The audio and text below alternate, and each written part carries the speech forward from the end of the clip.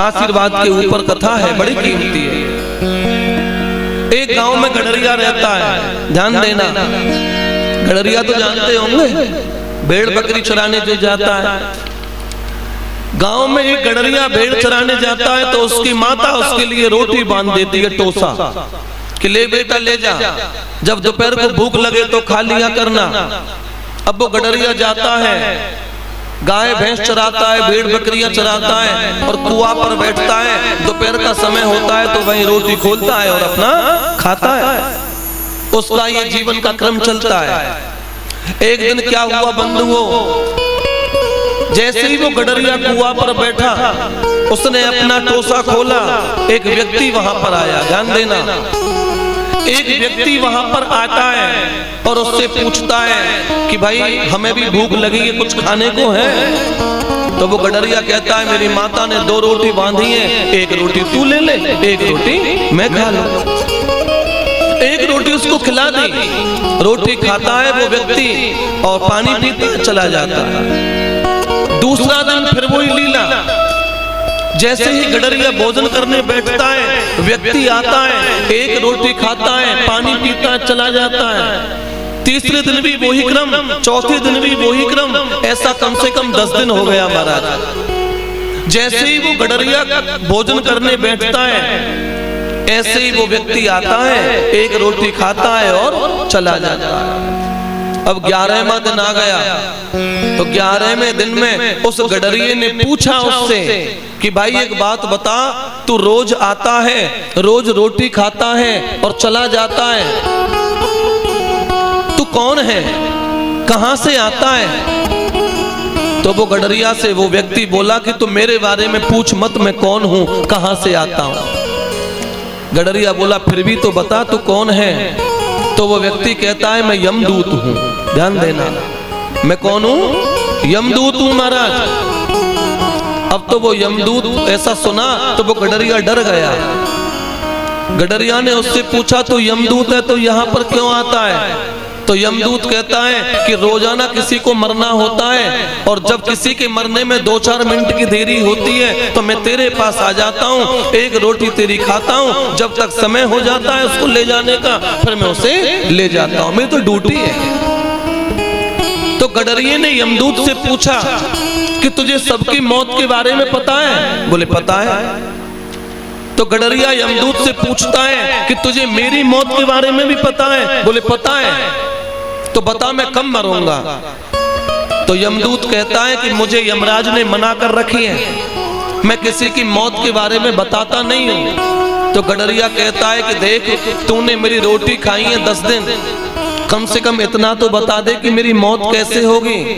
तो यमदूत उस गडरिये से कहता है कि जिस दिन तेरी शादी होगी, जिस दिन तेरी शादी होगी और तेरी पत्नी तेरे कमरे में इंतजार कर रही होगी और जब तू अपनी पत्नी से मिलने जाएगा तो मैं सर्प बन के आऊंगा और सीढ़ियों में बैठा रहूंगा और तुझको खा जाऊंगा, तेरी मृत्यु हो जाएगी।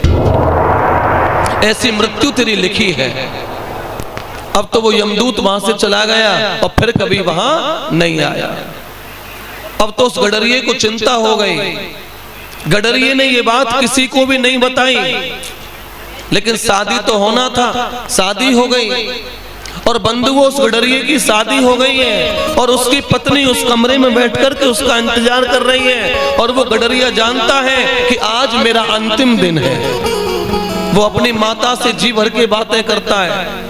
माता उससे कहती है कि देख बेटा, अब मुझसे तो तू बातें करते रहना, देख तेरी पत्नी बैठी है, आज उसकी सुहाग की पहली रात है, जा तू उसके पास जा, 2 मीठे बात उससे कर। आज वो गडरिया अपनी माता को प्रणाम करता है और प्रणाम करके जैसे सीढ़ी चढ़ के ऊपर जाता है तो सीढ़ी का जो दासा था उस एक सीढ़ी पर वो नाग बैठा है। नाग की आंखों में आंसू है, नाग रो रहा है। नाग ने गडरिये से कहा कि देख प्रारब्ध कैसा लिखा है भगवान ने कि मैंने तेरी रोटियां खाई थी और आज मैं तुझको खाऊंगा। अब वो गडरिया कहता है देख तू मुझे खा लेना, लेकिन मुझे 2 मिनट का समय दे दे। कितनी मिनट का? 2 मिनट का समय दे दे। मेरी पत्नी कमरे में मेरा इंतजार कर रही है, मैं 2 बातें उससे बात कर लूं और फिर तेरे पास आ जाऊंगा, तू मुझे खा लेना और तेरा भी काम हो जाएगा और मेरी मृत्यु तो आज होनी ही है। और बंधुओं, जब इन दोनों में बातें हो रही थी, नाग में माने यमदूत में और उस गडरिये में, तो उसकी पत्नी इन बातों को वहां सुन रही थी कि ये रास्ते में सीढ़ियों में किससे बातें कर रहे हैं। तो पत्नी ने ऐसा सुना कि केवल 2 मिनट बाद मैं विधवा हो जाऊंगी, तो उसने अपना पूरा श्रृंगार वहां उतार दिया। जैसे वो ऊपर वाले कमरे में बैठी थी, तो कमरे में कोई खिड़की रही होगी पीछे, तो उसी समय एक भूखी माता वहां से निकल के जा रही थी। पीछे वाले खिड़की से कोई जा रही थी दुखियारी, उसने कई दिन से भोजन नहीं खाया था, तो उसके पेट में बालक था और वो कई दिन से भूखी थी। तो वो पीछे से आवाज लगा रही थी कि कोई भोजन दे, अरे मैं कई दिन से भूखी हूं, कोई भोजन दे। वो ऐसी दुखियारी आवाज लगा करके जा रही थी। अब जो नई बहू कमरे में बैठी थी, उसके मन में विचार आया कि मेरी माता ने मेरे जी लिए जो मीठा रखा है, पहले बहू आती थी तो कटोरा लाती थी जिसमें भोजन पानी आता था, तो वो बहू सोच रही है कि अब मैं विधवा हो जाऊंगी, ये मिठाई तो मेरे कोई काम की नहीं है, इस मिठाई को मैं इस दुखियारी को दे देती हूँ। तो उसने अपनी साड़ी को उतारा और साड़ी के एक छोर में उस मीठे को बांधा और नीचे खिड़की से लटका दिया।